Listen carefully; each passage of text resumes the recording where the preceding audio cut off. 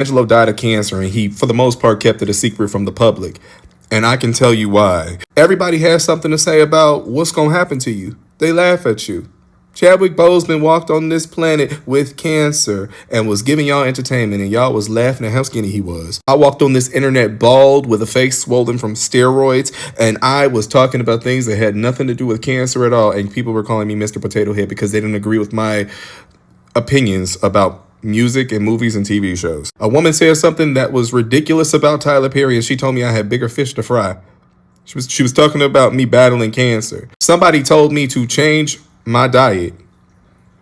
They ain't never seen me eat nothing. I was a whole vegan at one point.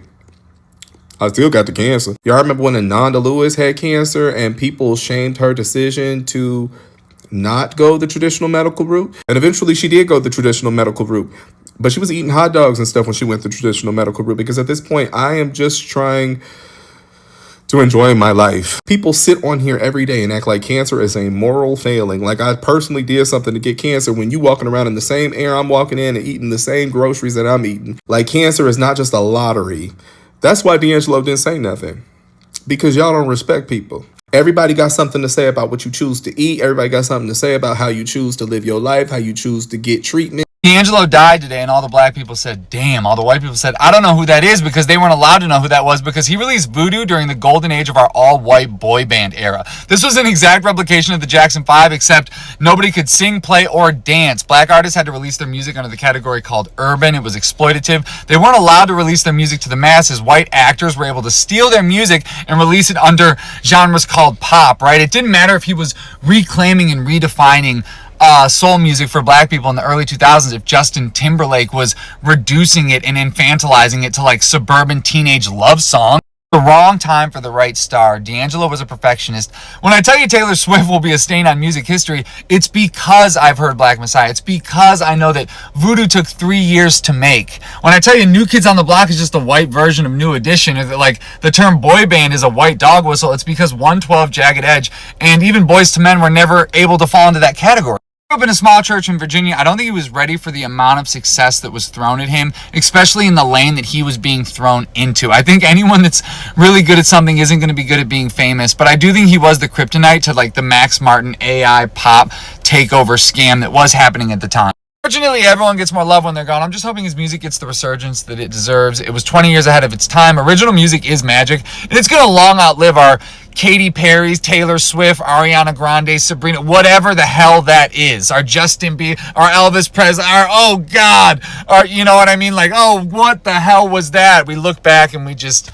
either way, I'm late to church rehearsal, and I was playing his music all day. I didn't even get a chance to practice. They're going to be pissed at me. Y'all have a good... When the world learned that Michael Eugene Archer, the man the world knew as DAngelo, had passed away on October 14, 2025, the news hit like a storm that nobody saw coming.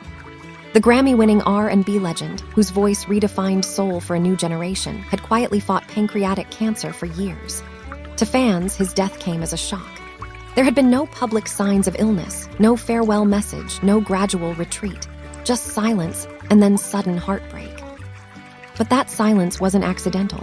It was a choice. DAngelo had always been a man who valued mystery. Long before his final illness, he was known for stepping away from fame just as easily as he stepped into it.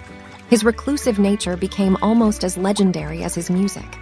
After the groundbreaking success of Voodoo in 2000, he disappeared for over a decade, rejecting the spotlight that had turned him into a reluctant sex symbol. He never was comfortable being a sex symbol, a close source told people.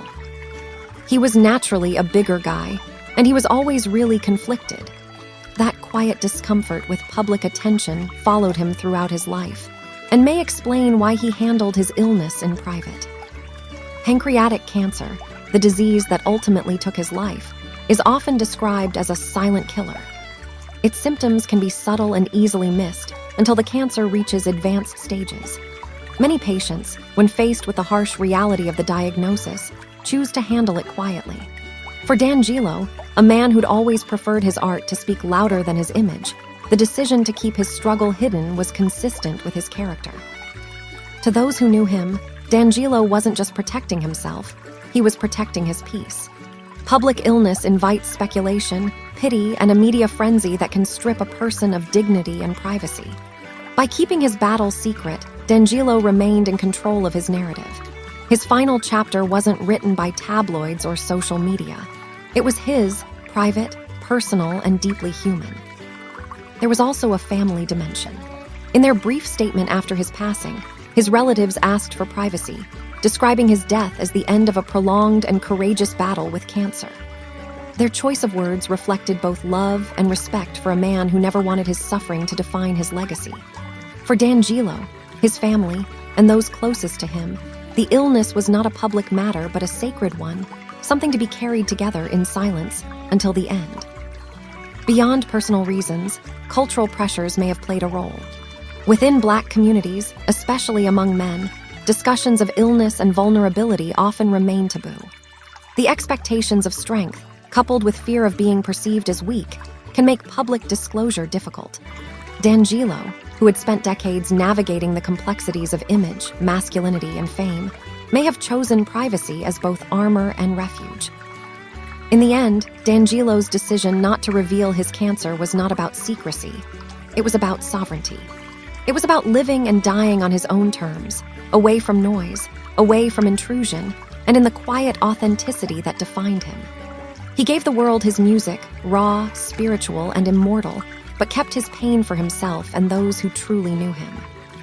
The world may have been shocked by his death, but perhaps that's exactly how he wanted it, to be remembered not for his illness, but for his art. The man who once sang, "How does it feel?" never answered that question publicly. Instead, he left behind a legacy that continues to make us feel